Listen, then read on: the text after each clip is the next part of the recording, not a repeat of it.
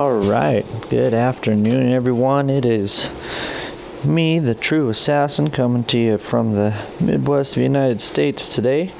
Just want to give some tips as far as for those of you who may or may not have farming accounts, so secondary accounts as they're called. Give a little idea on how to set up and different things on how it should be played. A farming account is not made to fight. It's not made to get kills from or get kills on. The only thing you should be focused on building on your farming account is going to be tier 1 artillery, as for their price and their load size of resources, they are the best for gathering. Just train enough of those to have 3 marches or 2 marches if you're not a VIP 8, and be able to gather non-stop with that. I max my farms out at level 17 because after that, to upgrade your buildings, you're using metal and batteries, and if you're trying to make it a true farm account, the point of it is to get resources from it. So don't worry about your plastic. I've got plastic on this one just because of the way I decided to run things, but I will be having 10 paint factories. I've got the 8 metal factories and 8 batteries. I have 1 hospital and 1 mold factory. Like I said, this is not for fighting. This is focused 100% on getting resources. When it comes to your Air Force, the best way to go with that, with your tech points that you get, is to focus all on the right side, so it's 100% helping you with your income and gathering speed for your materials. So stay focused on that. Don't do anything on the left, because that's all for fighting and increasing your troops. The right side is all about resources, your troop load, and different things like that. So just stay focused with that. Build your T1 artillery. With your corpse honor and your gold, I highly recommend doing one of 2 things with it. Either buy stamina cans and have a 3-star Chris and go out and get double and triple rewards from it after it's at rank 10.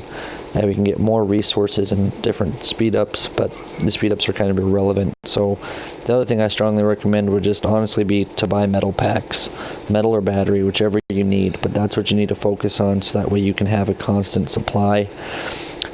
The other benefit to having your farm at a lower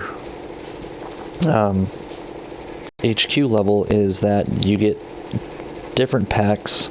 They'll start at a lower price, whereas when you're level 26 and higher, think 25 and higher, your progressive packs go away, so you can't buy a pack for $5 and then $10 and then $20, $50 and $100. When you get up there in level, they start at $50 or $100. So if you're going to be buying packs, it gets pretty expensive on a main account. So anytime that you can, if they have an all metal pack, it's going to be $10 for the first one, and then you can actually build up from there. So it is a good thing to get in on that.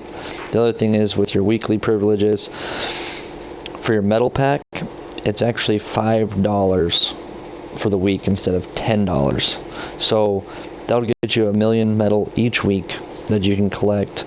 The other things I recommend are with your quests. On this one, I didn't do it right, but don't collect your rewards for completing your quests until you are going to loot all of the resources you have. So whenever you're going to hit your farm to get resources, go ahead and go into your items, use all of your resource stuff that you have, and then smash your farm with nothing but artillery, because once again, so is the largest load size, and you'll be able to maximize what you get at a time, so it'll make it for faster looting. That's honestly the breakdown of how a farm account should work. If you want to do the other quests of training troops, you can, but I don't know, it's not anything that I myself have focused on. I just get them up to level 17, max everything out at that as far as for resources. The training facilities, I don't care about leveling those up. They're only leveled up based on the level of the HQ. And that's that. If you do it all right, and if you have your 2 or 3 marches, constantly getting metal and batteries, and the $5 weekly metal pack, you should be able to get 2 million metal each week just from your farm, just from gathering and spending $5. So it's a good investment to get into, and then anytime that a good pack comes around on here that's offering just metal and it's really cheap, I would suggest purchasing that. But if you're a free-to-play member, then obviously you're not going to do that, but it's still going to, just the fact of having it set up this way is still going to help you out. Only other thing I can recommend is try to keep your upkeep lower than your income. If at any point your upkeep gets higher than your income, then don't even worry about your plastic factories. You can either demolish them and build hospitals instead, or keep them there and still just have hospitals in case you do get hit. That's honestly it. That's, in my opinion, the best breakdown of how a farm account should be run. And yeah, that's about all I've got. So hopefully this helped out a little bit.